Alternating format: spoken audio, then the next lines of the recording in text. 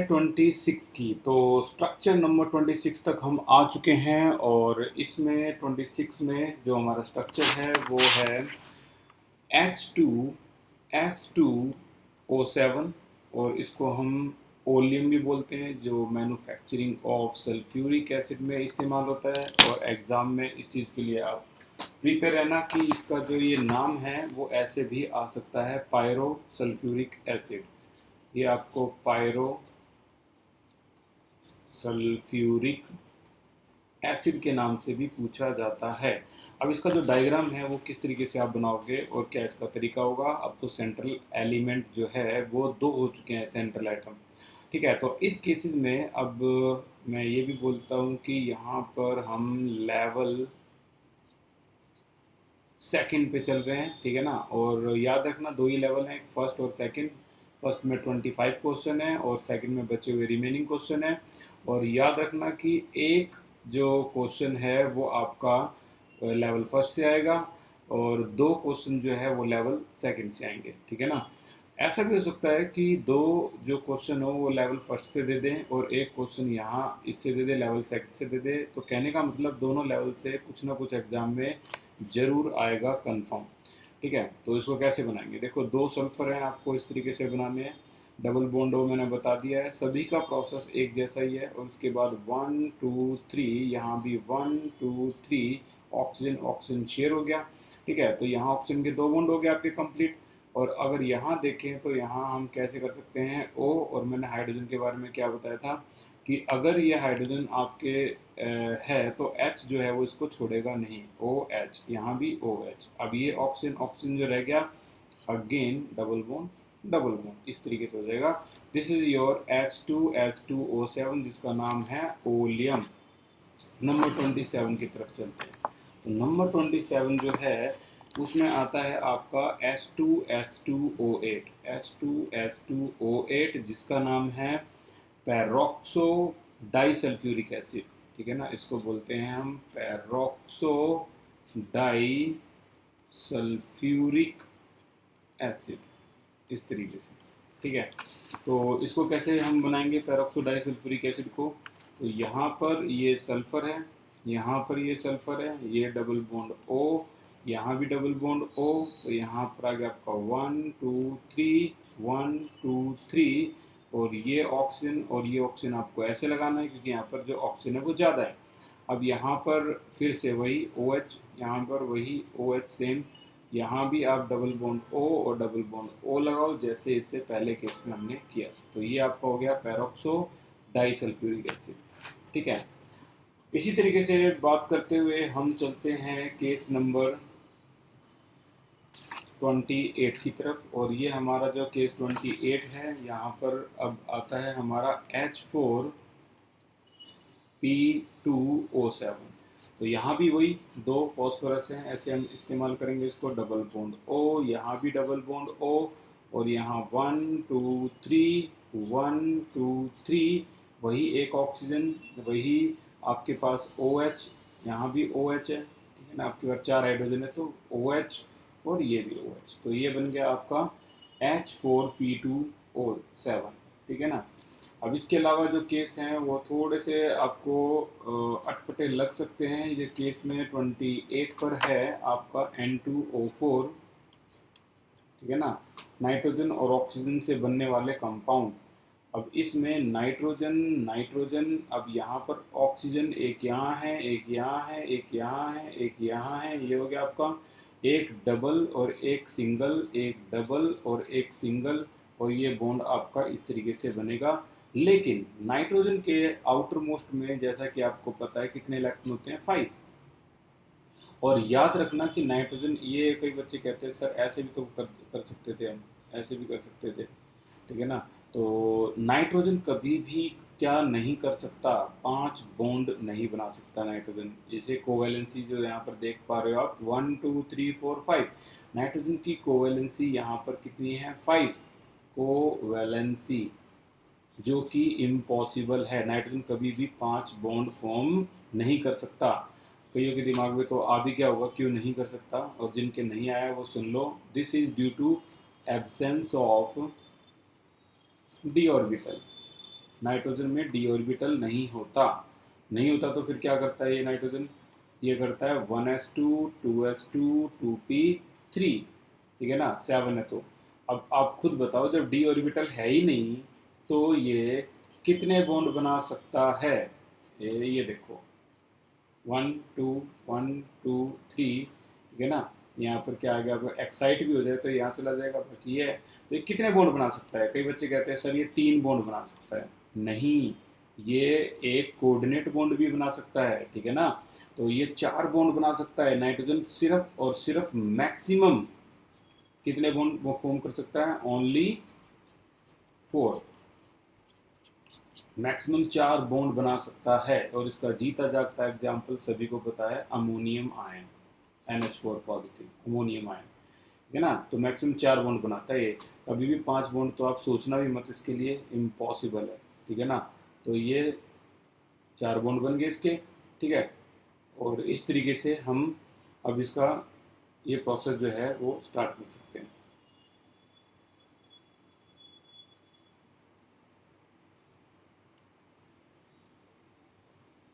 Okay, तो ये यहाँ पर ये डायग्राम बनने के बाद इसके इलेक्ट्रॉन अगर मैं लिखूँ तो ये 4 आएंगे यहाँ पर, क्योंकि ऑक्सीजन के 6 होते हैं।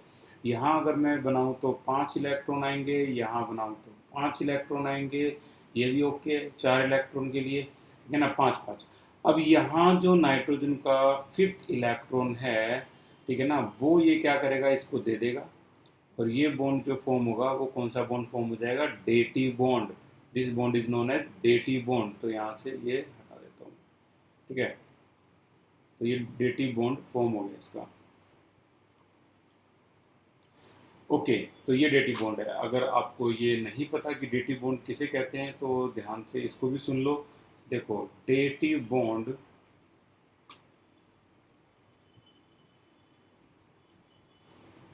जस्ट मिनट,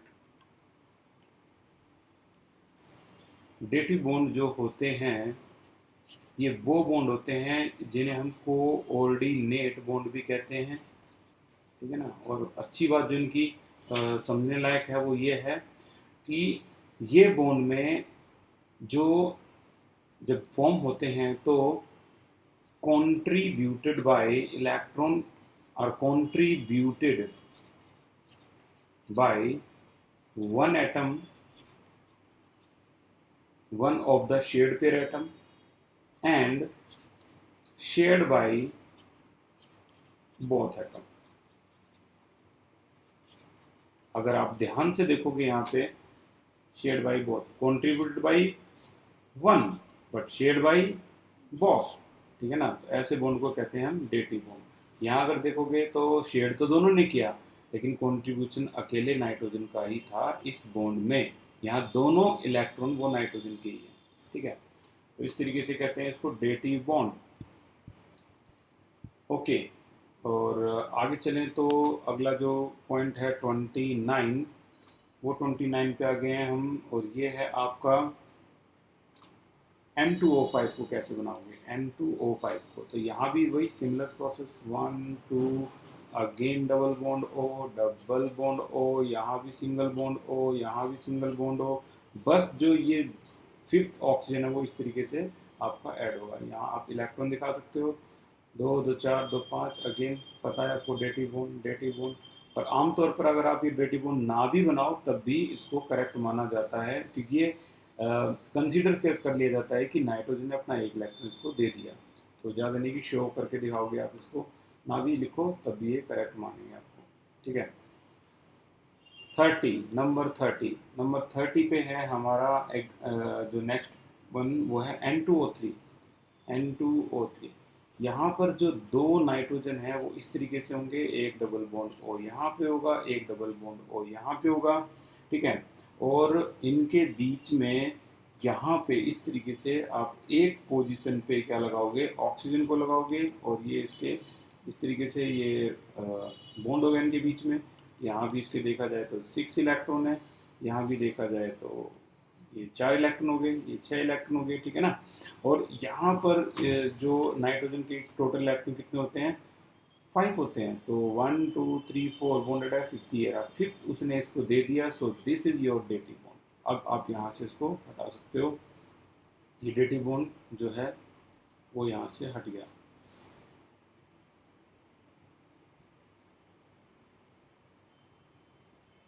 ठीक है,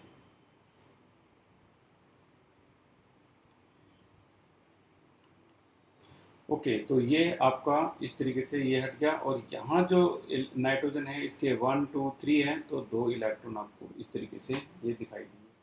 ठीक है, तो इस तरीके से N2O3 जो है स्ट्रक्चर तैयार होता है। अगले की बात करें तो 31 पे है हमारे पास NO। This is example of exceptional case of octet rule. This is odd molecule। ये आपका ऑड मॉलिक्यूल है, और यहाँ पर नाइट्रोजन और ऑक्सीजन आपस में डबल बॉन्ड अगर बनाएं तो फिर भी इनके पास 1 2 3, क्योंकि इसके तो 5 इलेक्ट्रॉन होते हैं, 1 2 3 4 5, और इसके वही इस तरीके से बनते हैं। ठीक है, तो ये आपका ऑड मॉलिक्यूल है और ये ऐसे बनेगा। ये मोस्ट इम्पोर्टेंट है, याद रखना इसको, है ना, ये मोस्ट इम्पोर्टेंट केस है। इसी तरीके से एक 32 होता है, ये भी ऑड मॉलिक्यूल का बेस्ट एग्जांपल है, NO2 जिसे ब्राउन गैस कहते हैं। ठीक है, ये कैसे बनेगा भाई, ये भी नाइट्रोजन, ये ऑक्सीजन, ये ऑक्सीजन। ठीक है, और यहाँ पर एक पे डबल बॉन्ड, एक पे सिंगल बॉन्ड, बाकी 1 2 3 4, यहाँ 1 2 3 4 5 6 इस तरीके से इलेक्ट्रॉन होंगे। और नाइट्रोजन जो है उसके 1 2 3 4 5 इलेक्ट्रॉन होंगे।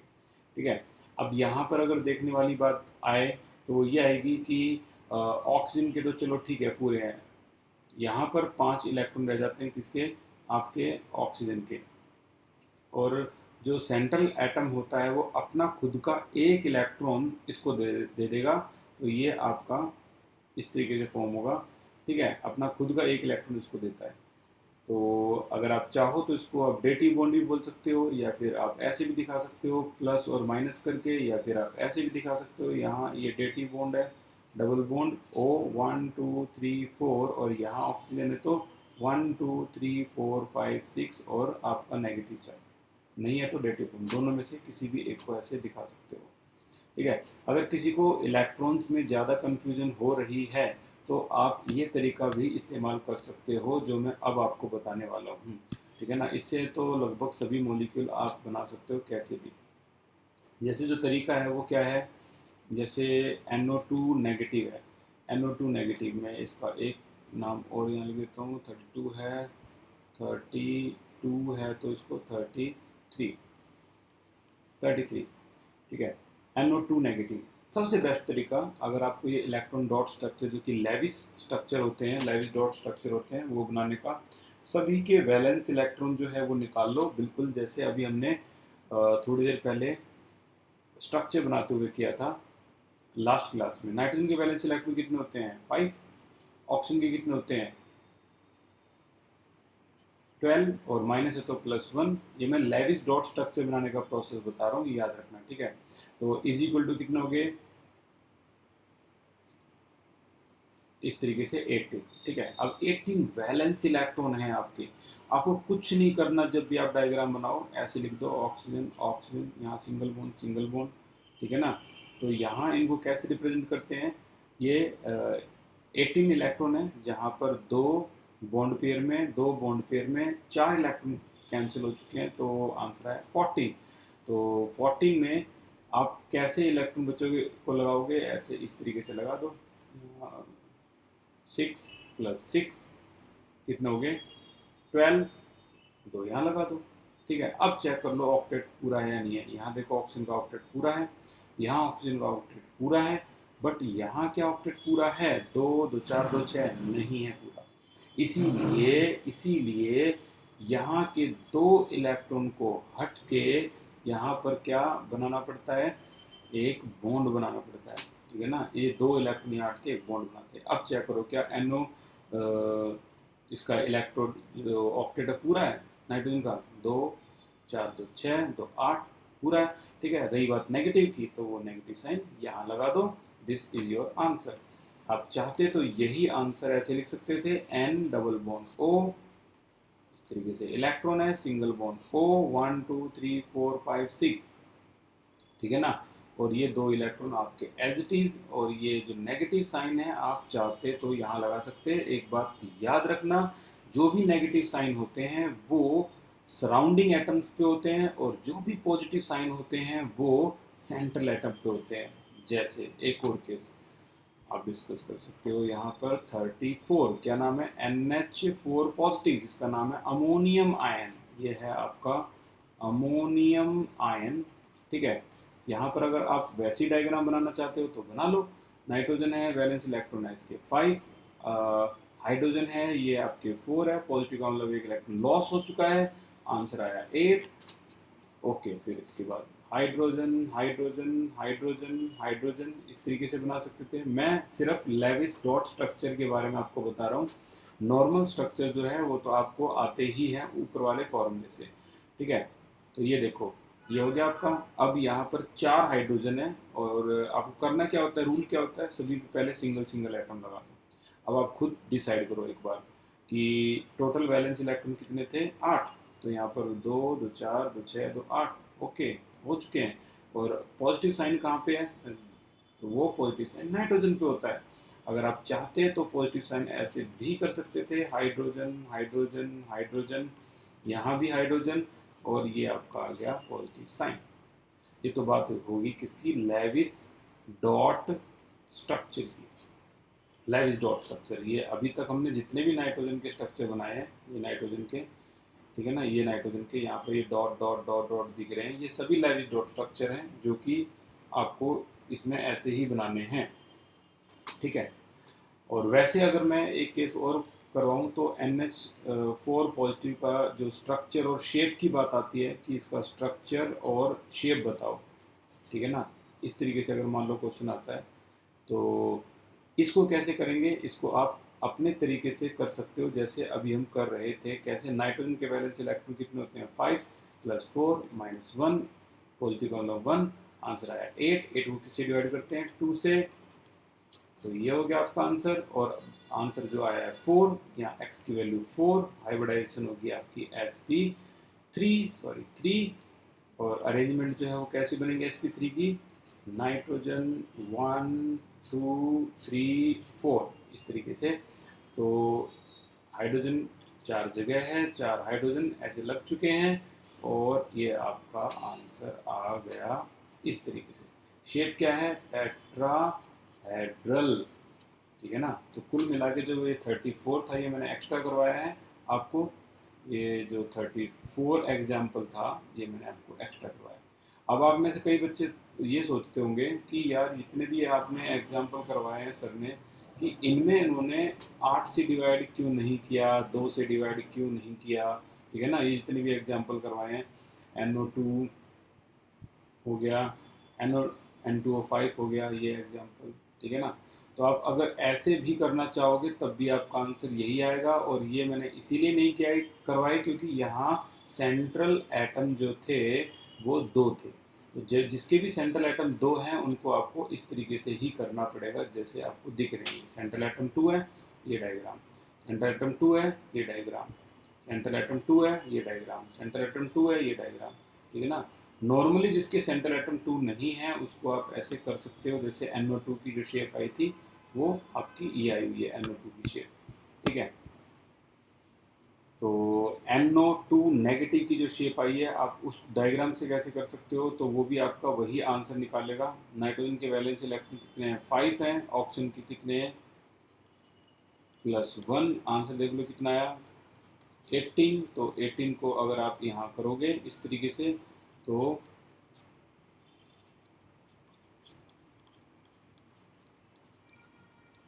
देखो आंसर क्या आ गया इसका। NO2 का जो आंसर आया है ये आपका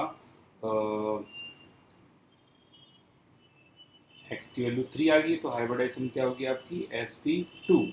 इस तरीके से sp2 हाइब्रिडाइजेशन है, तो हाइब्रिडाइजेशन को देख के हम इसकी अरेंजमेंट बना सकते हैं। नाइट्रोजन क्या है, 1 2 3, ये बन गया, ठीक है। तो अब यहाँ पर आप देखोगे जगह तो 3 है लेकिन एटम 2 ही है, तो आपको एक लोन पेयर दिखाना होगा, ठीक है। तो ये ऑक्सीजन है, ये ऑक्सीजन है, और ये आपका डबल बॉन्ड O हो गया, क्योंकि ऑक्सीजन तो हमेशा डबल बॉन्ड पे होता है। लेकिन यहाँ डबल बॉन्ड नहीं हुआ क्योंकि यहाँ नेगेटिव साइन है, ठीक है ना, ये NO हो गया। ठीक है, तो आप चाहो तो इसको इस तरीके से भी रिप्रेजेंट कर सकते थे, ऐसे भी रिप्रेजेंट कर सकते थे, ठीक है।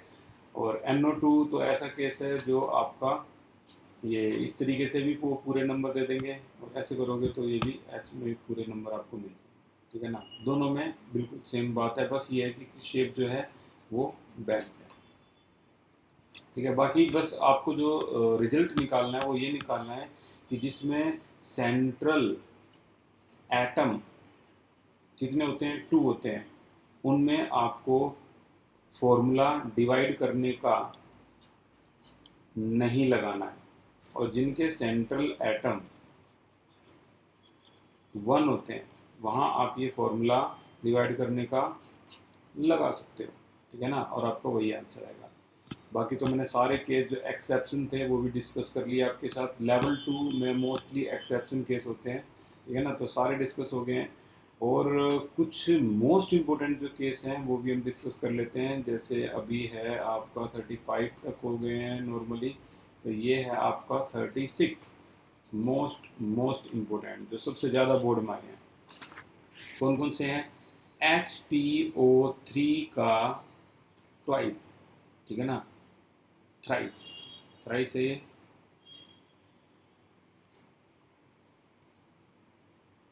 HPO3 का थ्राइस, तो इसको कैसे करना है तो देखना ज़रा ध्यान से। 3 मॉलिक्यूल हैं, मैं स्ट्रक्चर को 2 बार बनाऊंगा क्योंकि है ही इतना खास ये पी, थ्राइस है पी, तो इसको इस तरीके से आपको लिखना है पी पी, और यहाँ भी आप इस तरीके से पी को लिख दो। अब आपको करना क्या है, ये हो गया आपका बॉन्ड O, यहाँ भी बॉन्ड O, यहाँ इस तरीके से बॉन्ड O, और यहाँ इसको थोड़ा सा नीचे मैं लिखना चाहूँगा, थोड़ा सा इसको नीचे लिखना है यहाँ पे, ये आपका आ गया P इस तरीके से, ठीक है। अब आपको करना कुछ ये है कि इसको भी ऐसे बॉन्ड बनाना है, यहाँ भी ऑक्सीजन, ये भी और ये भी, बस इतना काम आप अच्छी तरह से एक बार कर लेना, और उसके बाद जो स्टोरी है वो इस तरीके से स्टार्ट होगी इसकी।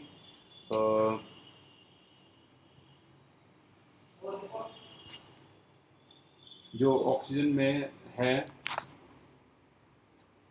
वो इस तरीके से हम इसको कर सकते हैं, P डबल बॉन्ड O, ये डबल बॉन्ड O, और यहाँ पर है OH, ठीक है, हर किसी केस में E डबल बॉन्ड O और OH, E double bond O और OH, इस तरीके से ये आंसर आ गया इसका, ठीक है।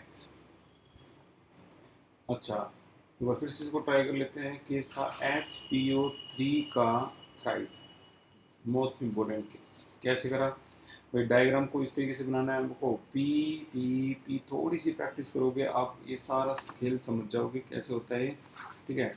पी पी, और जो O ऑक्सीजन है वो आपको इस तरीके से यहाँ लगाने हैं, और एक और अल्टरनेट पोजीशन पे ऑक्सीजन ऑक्सीजन, और जो पी है वो यहाँ आना, एक हेक्सागन टाइप का ये बनेगा।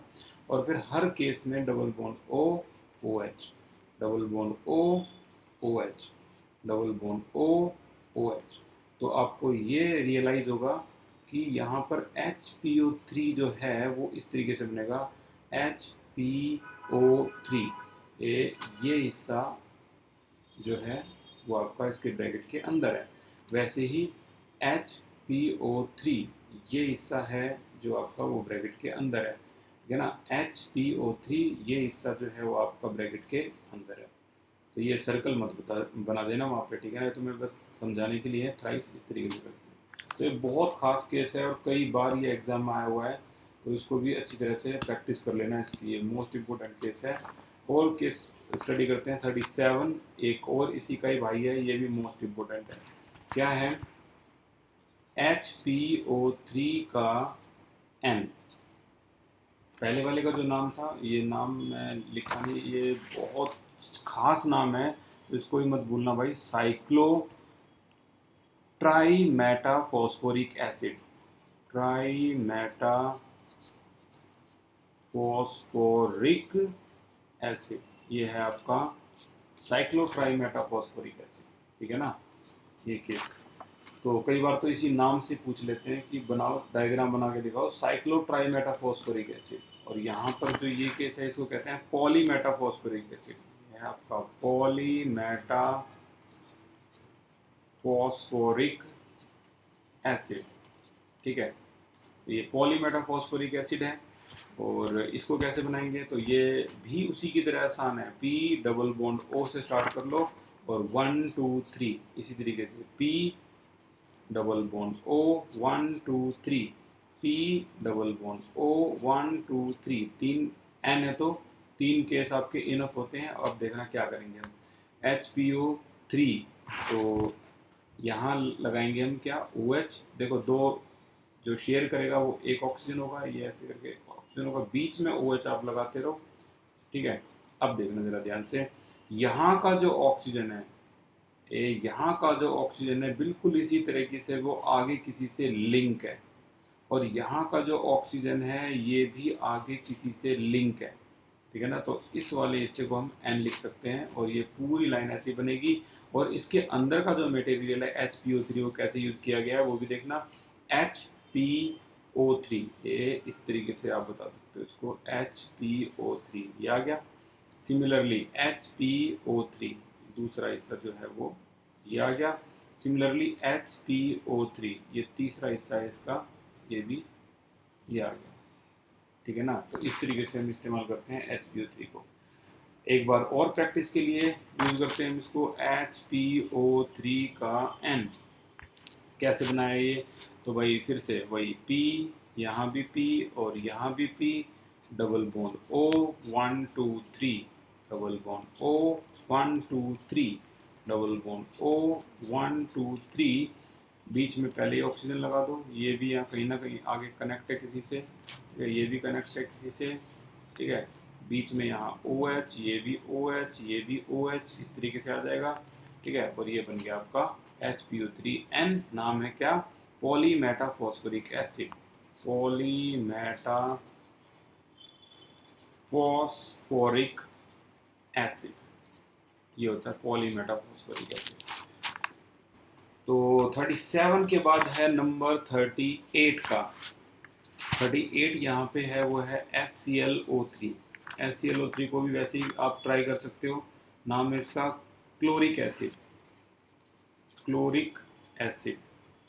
ठीक है, तो हाइड्रोजन है +1 +7, 18 ऐड कर दो, 26, 26 को डिवाइड कर देंगे 8 से,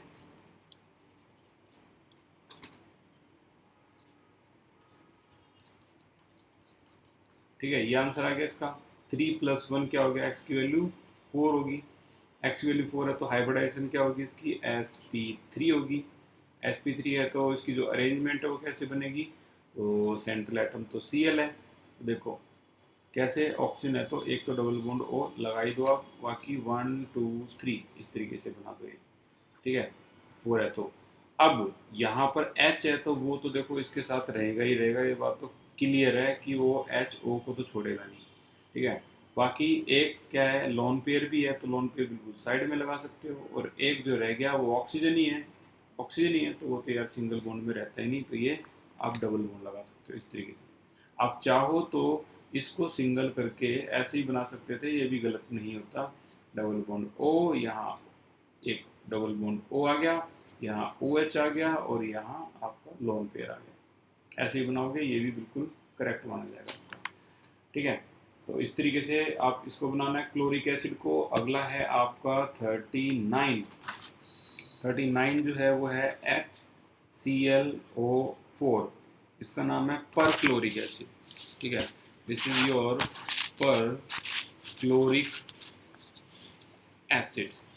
ठीक है, पर क्लोरिक एसिड। तो यहाँ पर अगर आप ध्यान से देखोगे तो Cl ये हो गया आपका +1, ये हो गया +7 +24 ऐड करेंगे तो ये 32 आ गया। फिर से पता लगी गया होगा, x की वैल्यू 4 है, हाइब्रिडाइजेशन क्या हो जाएगी इसकी, sp3, और अरेंजमेंट जो है वही Cl 1 2 3 4, ऑक्सीजन है तो एक तो डबल बॉन्ड O, फिर से एक OH आ गया यहाँ पे, बीच में भी लगा सकते थे, और ये double bond O, double bond O, और कोई इसका कोई जो प्रोसेस है वो है ही नहीं, यही है आपका। तो 39 तो हो गया आपके कंप्लीट, और एक और मैं जो है वो करवा देता हूँ नंबर 40। तो NO3 नेगेटिव का, इसको बोलते हैं नाइट्रेट आयन, ठीक है ना। इसी तरीके से एक होता है NO2 नेगेटिव, ये होता है नाइट्राइट आयन, ठीक है। तो ये नाइट्राइट आयन है, नाइट्राइट आयन, और ये था हमारा नाइट्रेट आयन। ओके, तो नाइट्रेट आयन का डायग्राम वही, नाइट्रोजन के वैलेंस इलेक्ट्रॉन क्या हो गया आपके 5 हो गए, 18 + 1 24, 24 का मतलब है 8 से डिवाइड करोगे तो x की वैल्यू 3 आ गई। हाइब्रिडाइजेशन क्या हो जाएगी sp2, तो sp2 का मतलब है अरेंजमेंट होगी 1 2 3, इस तरीके से आपकी ये अरेंजमेंट होगी। अब यहाँ पर 3 ऑक्सीजन है, तो 1 2 3 ऑक्सीजन यहाँ हो गए, ठीक है। और 3 ऑक्सीजन में ऑक्सीजन कभी भी क्या नहीं होता भाई, सिंगल बॉन्ड तो होता नहीं है, तो ये आपका आ गया डबल बॉन्ड, ठीक है। चाहते तो आप यहाँ का भी डबल बना सकते हो, कोई भी प्रॉब्लम नहीं है। आप चाहो तो ये इस तरीके से यहाँ का भी डबल बॉन्ड बना सकते हो, ये डबल बॉन्ड बना सकते हो, ये सिंगल बॉन्ड हो गया आपका, ठीक है। तो अब देखना जरा ध्यान से क्या है इसमें पूरे में। तो यहाँ डबल बॉन्ड बनने के बाद ऑक्सीजन सिंगल बॉन्ड के साथ नहीं आता, लेकिन ऊपर एक नेगेटिव चार्ज है, हाँ अब आ जाएगा, तो 2 2 4 2 6, अब नेगेटिव चार्ज आ जाएगा, ठीक है। अच्छा, फिर इसका क्या करें, ये डबल बॉन्ड बना दें? आंसर है नहीं, नहीं बना सकते हम डबल बॉन्ड। क्यों नहीं बना सकते? क्योंकि नाइट्रोजन के आपने 5 बॉन्ड कर दिए, जो कि इम्पॉसिबल है। Nitrogen can not expand it's covalency beyond 4, मैं ये बार बार बोल रहा हूँ, nitrogen can not expand it's covalency beyond 4, 4 से ज़्यादा नहीं कर सकता। तो यानी ये भी गलत है, तो फिर होगा क्या जब ये भी गलत है? तो देखो, होने का जो तरीका है वो ये है कि ये तो भाई सिंगल बॉन्ड में हो ही नहीं सकता, तो इसीलिए वो क्या करेंगे कि नाइट्रोजन के वैलेंस इलेक्ट्रॉन देखो 2 5 होते हैं, तो 1 2 3 4 5 ये रहा, ठीक है। और इसके अगर वैलेंस इलेक्ट्रॉन देखें तो इसको तो 6 होते हैं, एक बॉन्ड है, बॉन्डेड है, तो 1 2 3 4 5 5 ही है, तो ये अपना एक इलेक्ट्रॉन इसको दे देगा, और जो बॉन्ड फॉर्म होने वाला है वो कौन सा हो जाएगा? Dative bond. तो यहाँ जो बॉन्ड इस्तेमाल हुआ है वो आपका डेटिव बॉन्ड इस्तेमाल हुआ है, ठीक है। अब यहाँ से हम इसको हटा सकते हैं, ये डेटिव बॉन्ड है। ओके, तो ये थे आपके 40 स्ट्रक्चर्स, इनमें से आपके कम से कम 2 या 3 स्ट्रक्चर एग्जाम में जरूर आने हैं, ठीक है ना। 2 या 3 स्ट्रक्चर डैम श्योरिटी है कि ये आपके आएंगे ही आएंगे, ठीक है। अब हम स्टार्ट करते हैं इस चैप्टर के बारे में। मैं हर बार इस चैप्टर में आपको जो ये डिटेल है हम साथ साथ बिल्कुल पढ़ते रहेंगे इसको, ये नहीं कि आप इसको बिल्कुल ब्लैंक छोड़ दोगे, नहीं, ऐसा नहीं है। हम इसको बिल्कुल साथ साथ इस चैप्टर के कंपाइल लेंगे इसको। तो एक एक जो चीज़ है जो मैं हाईलाइट आपको करवाऊंगा उसको स्पेशल आपको ध्यान देना है, और हम रोज़ इसको साथ साथ डिस्कस करेंगे इसके, ताकि इस चैप्टर को हम बिल्कुल अच्छी तरह और बारीकी से समझ पाएँ। तो पहले इस चैप्टर में सबसे पहले जो अंडरलाइनिंग के लिए आपको रेडी होना है और तैयार रहना कि इसमें कौन कौन सी चीज़ ऐसी हैं जो मैं बताता रहूँगा जो ख़ास हैं। तो हाईलाइट के लिए तैयार रहना, इसमें एक एक करके देखो। सबसे पहले जो हाईलाइट करना है वो कि पी ब्लॉक की जनरल इलेक्ट्रॉनिक कॉन्फ़िगरेशन क्या होती है। ये होती है NS2 NP126, जो कि सबको पता ही होगी, ठीक है। अच्छा, पी ब्लॉक एलिमेंट में जो पहला पीरियड होता है उसमें एब्सेंस ऑफ डी ऑर्बिटल पाए जाते हैं इन द सेकंड पीरियड, का मतलब है नाइट्रोजन, ठीक है ना। नाइट्रोजन हो गया 15 ग्रुप से, और इसके अलावा ऑक्सीजन हो गया 16 ग्रुप से, नाइट्रोजन, ऑक्सीजन, फ्लोरीन, इन सभी के अंदर डी ब्लॉक अब्सेंस होता है, इसके अंदर डी ब्लॉक होता ही नहीं, ठीक है ना। और ये ऐसा ब्लॉक है पी ब्लॉक जिसके अंदर मेटल, मेटलॉइड, नॉन मेटल सभी पाए जाते हैं, ठीक है। इसके अलावा अगर मैं 15 ग्रुप से स्टार्ट करूं तो यहाँ पर 15 ग्रुप में पहला ही जो जैसे 13 ग्रुप 14 ग्रुप ये तो 11th में आ जाते हैं, 15 ग्रुप में जो है नाइट्रोजन फैमिली भी बोलते हैं। तो इस पूरे में नाइट्रोजन और फॉस्फोरस जो हैं ये तो होते हैं आपके नॉन मेटल। आर्सेनिक और एंटीमनी है ये होते हैं आपके मेटलॉइड। और बिस्मिथ जो है ये होता है आपका टिपिकल मेटल। यानी 15 ग्रुप एक ऐसा ग्रुप है इसमें मेटल, नॉन मेटल और मेटलॉइड तीनों पाए जाते हैं। आगे अगर आपको इसमें निशान लगाना है तो इसमें सोडियम नाइट्रेट यानी NaNO3 को बोलते हैं चिली साल्टपेटर। ये जगह का नाम है चिली। फुटबॉल की टीम भी है इसमें चिली की। अच्छा, पोटेशियम नाइट्रेट जो होता है वो हमारा इंडियन सॉल्टपेटर है, ठीक है ना। It is found in the form of protein in plant and animal. अब आप कहोगे कि जो नाइट्रोजन है वो हमारी बॉडी में कैसे हो सकता है, ठीक है ना। तो नाइट्रोजन के लिए मैं आपको बताना चाहूँगा कि नाइट्रोजन जो है हमारी बॉडी में होता है और किस तरह से होता है वो भी देखने को ध्यान से। देखो, नाइट्रोजन इस तरह से होगा, हमारे शरीर में ना एमिनो एसिड होते हैं। एमिनो एसिड किससे मिलकर बनते हैं? प्रोटीन से। जैसे आप बायोमोलिक्यूल पढ़ोगे, अगर सिलेबस से नहीं हटा, तो प्रोटीन जो हम खाते हैं उस वो किससे मिलकर बना होता है? एमिनो एसिड से, ठीक है ना। तो इसीलिए हमारी बॉडी में, और एमिनो एसिड के अंदर क्या होता है? नाइट्रोजन। नाइट्रोजन से एमिनो एसिड बनते हैं, इसीलिए हमारी बॉडी में, प्लांट की बॉडी में नाइट्रोजन पाए जाते हैं। फॉस्फोरस भी हमारी बॉडी में होता है, ठीक है ना। आप कहोगे कैसे होता है? तो हमारी हड्डियाँ जो हैं वो कैल्शियम फॉस्फेट की बनी होती हैं, ठीक है ना। कैल्शियम फॉस्फेट की बनी होती है, तो हमारी बॉडी में भी क्या होता है? फॉस्फोरस। ओके, आगे अगर हम बात करें तो इससे आगे phosphorus is an essential constitute in animal and plant, जो मैंने अभी बताया, ठीक है। और फॉस्फोरस इज ऑल्सो प्रेजेंट, किस में प्रेजेंट होता है फॉस्फोरस? इन मिल्क और एग। अगर आपको एग का येलो पोर्शन कोई खाने के लिए मना करता है और कहता है कि सिर्फ और सिर्फ वाइट पोर्शन खाना चाहिए, प्रोटीन होता है उसमें, तो याद रखना उस येलो पोर्शन में फॉस्फोरस होता है, ठीक है ना, उस येलो पोर्शन में। तो आपको कुछ तो येलो पोर्शन खाना ही है अगर आपको हड्डियाँ मजबूत रखनी पड़ेगी, करनी है किससे? एग से। इलेक्ट्रॉनिक कॉन्फ़िगरेशन की बात करें तो अंडरलाइन आपको करना है सिर्फ इतना कि जो इसकी इलेक्ट्रॉनिक कॉन्फ़िगरेशन होती है वो होती है NH2NP3। और इसके अंदर भी बहुत खास चीज़ें हैं इसके अंदर भी अगर आप देखोगे सॉरी, तो NH2NP3 जो है, ये NH2NP3 जो है, ये भी एक कमाल का एक्सेप्शन शो करती है नाइट्रोजन फैमिली में कि ये हाफ फिल्ड है और मोर स्टेबल है। यानी आप ये देखोगे कि नाइट्रोजन की कॉन्फ़िगरेशन जो होती है 1s2 2s2 2p3, यहाँ पर p ऑर्बिटल हाफ फिल्ड है और मोर स्टेबल है। और जो ऑक्सीजन है इसी से अगला ही ग्रुप, ये है आपका 15 ग्रुप, ये है आपका 16 ग्रुप, 1s2 2s2 2p4। तो कहते हैं कि कौन इलेक्ट्रॉन जल्दी निकाल देगा, किसकी आयोनाइजेशन एंथैल्पी ज़्यादा है?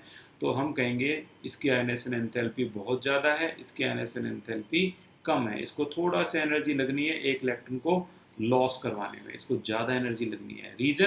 रीजन है हाफ फिल्ड मोर स्टेबल, ठीक है ना। ये इसका रीजन है, हाफ फिल्ड मोर स्टेबल, ठीक है ना। यहाँ पर neither half filled nor fully filled, तो ये इतना स्टेबल नहीं था। ये भी इलेक्ट्रॉनिक कॉन्फ़िगरेशन इसकी एक्स्ट्रा स्टेबिलिटी को दिखाता है।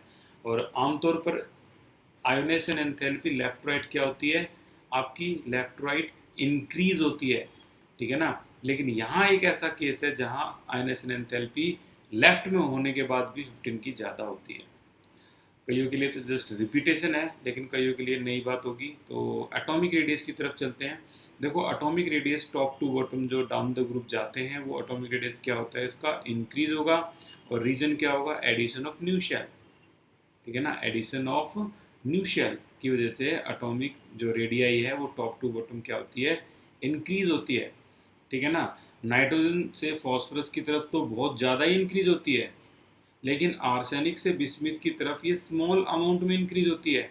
ऐसा क्यों है? तो ऐसा समझ जाओ, as we go down the group जाते जाते जाते नाना पाटेकर आज सब्जी बेचेगा तो बिस्मिथ तक पहुंचते पहुंचते आपको सभी को पता है एफ ब्लॉक यानी एफ ऑर्बिटल की एंट्री हो जाती है। और एफ ऑर्बिटल जो होते हैं वो सबसे पुअर शील्ड बनाते हैं, ठीक है ना। आप बिलीव नहीं करोगे कि सबसे पुअर जो शील्ड होता है वो किसका होता है, शील्डिंग इफेक्ट की बात करें वो सबसे एफ का होता है, और सबसे स्ट्रॉन्ग शील्ड किसका होता है, एस का होता है, ठीक है। इसकी वजह से, इतना पुअर शील्ड होने की वजह से जो बाहरी इलेक्ट्रॉन है बिस्मिथ का, ये न्यूक्लियस है, ये बाहरी इलेक्ट्रॉन है जो बिस्मिथ का, शील्ड पुअर है तो ये अंदर की तरफ थोड़ा खिंच जाता है। और इसलिए वो कह रहा है इसमें कि जो साइज है वो आर्सेनिक से बिस्मिथ की तरफ जो छोटी अमाउंट में इंक्रीज होता है एडिशन ऑफ न्यू शेल होने के बावजूद भी। यहाँ जो रीजन है वो है पुअर शील्डिंग इफेक्ट, जो आगे आने वाली क्लासेस में अच्छी तरह से एक्सप्लेन होगा। ये तो जस्ट आपकी इंट्रोडक्शन चल रहा है और एक्सप्लेनेशन में तो हम सारे लिखेंगे। आयोनाइजेशन एंथैल्पी के बारे में अभी अभी बात हुई कि आयोनाइजेशन एंथैल्पी इस ग्रुप की क्या होती है, बहुत ज़्यादा होती है। रीजन क्या है, हाफ फील्ड और more stable, half field P orbital. Okay, आगे अगर मैं देखूँ इलेक्ट्रोनेगेटिविटी, तो लेफ्ट टू राइट इलेक्ट्रोनेगेटिविटी जो है वो क्या होती है, इंक्रीज। और फ्लोरीन तक आते आते तो सबसे ज़्यादा इलेक्ट्रोनेगेटिव, पूरी पीरियोडिक टेबल का सबसे ज़्यादा इलेक्ट्रोनेगेटिव एलिमेंट जो है वो है fluorine, electronegative element in the periodic table. Physical property की अगर बात की जाए तो सारी बातें बिल्कुल ठीक है, बस लास्ट की बात पे अंडरलाइन कर लेना, ये नीट में आता है कि नाइट्रोजन को छोड़कर सभी एलिमेंट इस ग्रुप के एलोट्रोपी शो करते हैं, एलोट्रॉप्स बनाते हैं, ठीक है ना, नाइट्रोजन ही नहीं बनाता, ठीक है ना। इसके अलावा कैटिनेशन प्रॉपर्टी भी अगर देखा जाए तो नाइट्रोजन नहीं करेगा, बाकी सभी एलिमेंट कैटिनेशन करते हैं। जैसे P4 कैटिनेशन होगी, नाइट्रोजन हमेशा 2 ही दिखाएगा, लेकिन ये तो P4 भी है, ठीक है ना। तो फॉस्फोरस कैटिनेशन शो करता है, नाइट्रोजन नहीं करता। ये क्वेश्चन भी आपके 75 क्वेश्चंस में आएगा। क्यों नहीं करता, क्योंकि नाइट्रोजन नाइट्रोजन सिंगल बॉन्ड और फॉस्फोरस फॉस्फोरस सिंगल बॉन्ड में देखा जाए तो phosphorus phosphorus single bond strong होता है, इसीलिए ये लंबी चेन बना सकता है, कितने, 4 फॉस्फोरस की, ये नहीं बना पाएगा सिंगल सिंगल, ठीक है ना। तो ये कैटिनेशन भी शो नहीं करता नाइट्रोजन। ओके, केमिकल प्रॉपर्टी की अगर बात की जाए तो ये जितने भी एलिमेंट हैं इस ग्रुप के वो -3 +3 और +5 के लिए पॉपुलर है। और तो और नाइट्रोजन ऐसा है जो +1 +2 +4 ऑक्सीडेशन स्टेट भी शो कर देता है ऑक्सीजन के साथ, ठीक है ना। तो ये शो करता है इसका, ठीक है। और फॉस्फोरस जो है वो भी शो करता है +1 और +4 ऑक्सीडेशन स्टेट। नाइट्रोजन के लिए मैं फिर से बोलूँगा, नाइट्रोजन 4 से ज़्यादा ऑक्सीडेशन स्टेट शो नहीं कर सकता, नॉट मोर देन 4, ठीक है ना। और फॉस्फोरस बिल्कुल कर सकता है, PCl5 पॉपुलर एग्जांपल। और आगे की अगर इसमें बात की जाए तो नाइट्रोजन जो है वो वही बात बोलेंगे अभी, nitrogen is restricted to maximum covalence, इसकी 4 ही होती है, यहीं पर रेस्ट्रिक्ट हो गया ओनली 4, जिसमें एक S और 3 P ऑर्बिटल से ये बनती है, ठीक है। हैवियर एलिमेंट की बात करें इससे ज़्यादा तो उसमें D ऑर्बिटल प्रेजेंट होता है और वो अपनी ऑक्टेट को एक्सपेंड कर सकते हैं, यहाँ तक कि फॉस्फोरस तो PF6 भी दिखाती है, ठीक है। एनोमलस बिहेवियर किसे कहते हैं, एनोमलस बिहेवियर वो होता है जिसमें नाइट्रोजन अपने ग्रुप में सबसे अलग प्रॉपर्टी शो करता हो। नाना पाटेकर आज सब्जी बेचेगा, तो नाइट्रोजन जो है वो पूरे अपने फैमिली से अलग करेक्टर शो करता है। और वो क्यों करता है, ये 4 रीजन इसके बहुत स्ट्रॉन्ग रीजन है। Due to small size, due to high electronegativity, सबको पता है इसके बारे में, due to high ionisation enthalpy क्योंकि P half filled more stable है, और due to non availability of D orbital, ये तो सबसे बड़ा है। तो ये 4 बहुत स्ट्रॉन्ग रीजन है जो शो करते हैं एनोमलस बिहेवियर किसका, नाइट्रोजन के लिए। और अगर आगे की बात की जाए तो नाइट्रोजन में खुद में आपस में कौन सा बॉन्ड होता है, ट्रिपल बॉन्ड होता है। और इसको तोड़ने के लिए, नाइट्रोजन को तोड़ने के लिए ट्रिपल बॉन्ड को कितनी एनर्जी की जरूरत होती है, 941.4 किलोजूल मोल की एनर्जी होती है। इतनी ज़्यादा एनर्जी होती है कि ये इनर्ट रहता है, इनर्ट एट रूम टेम्परेचर। यानी रूम टेम्परेचर आपका इतना हो ही नहीं सकता 25 डिग्री सेल्सियस जो इस बॉन्ड को तोड़ दे। आपको पता है ऑक्सीजन ऑक्सीजन को तोड़ सकता है रूम टेम्परेचर, या फिर धूप में अगर आपकी गाड़ी खड़ी हुई है तो ऑक्सीजन टूट जाएगा, ऑक्सीजन के बॉन्ड है वो ब्रेक हो सकते हैं। हाइड्रोजन के जो ब्रेक, हाइड्रोजन भी एक एक्सेप्शन केस है, इसको बाद में देखेंगे। लेकिन जो नाइट्रोजन होती है इसके ट्रिपल बॉन्ड की स्ट्रॉन्ग होने की वजह से और इतना एनर्जी लगती है इसका बॉन्ड को तोड़ने में, तीनों बॉन्ड तोड़ने में, कि इसका इस्तेमाल गाड़ियों में टायर्स में किया जाता है। टायर में हवा जो डालते हैं ना, वो कोई ऑक्सीजन नहीं डालते, वो नाइट्रोजन डालते हैं। क्यों डालते हैं? Due to high bond dissociation enthalpy. कितनी? 941.4 किलो जूल पर मोल। लेकिन अगर सिंगल बॉन्ड की बात की जाए तो नाइट्रोजन फॉस्फोरस से ये बोलता है कि मैं भाई बहुत ज़्यादा स्ट्रॉन्ग बॉन्ड है मेरा। फॉस्फोरस बोलता है भाई मेरे पास सिंगल बॉन्ड है, तू सिंगल बॉन्ड में आ जा। तो ये सिंगल बॉन्ड में अगर आते हैं तो फॉस्फोरस ज़्यादा स्ट्रॉन्ग है, ये वीक हो जाता है। यही वजह है कि फॉस्फोरस क्या शो करता है? कैटिनेशन।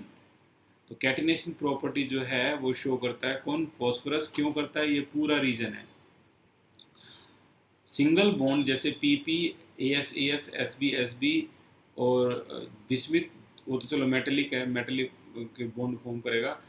तो सिंगल बॉन्ड नाइट्रोजन नाइट्रोजन का होता है वीकर होता है। किससे? पीपी से, because of high inter electronic repulsion of the non bonding electron, क्योंकि साइज ही इतना छोटा होता है इसका, जो इलेक्ट्रॉन इलेक्ट्रॉन आपस में रिपल्सन करें, इसका साइज बड़ा होता है तो इसमें रिपल्सन कम होता है।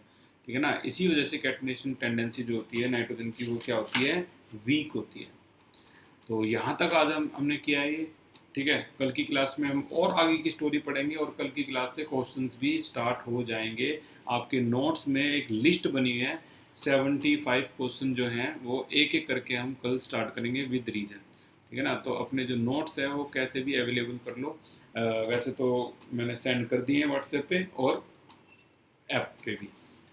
Thank you so much for this class. कल की क्लास से हम क्वेश्चन स्टार्ट करते हैं, पूरी लिस्ट, और बाकी तो आपको ये समझ में आ ही गया होगा। Thank you so much. Take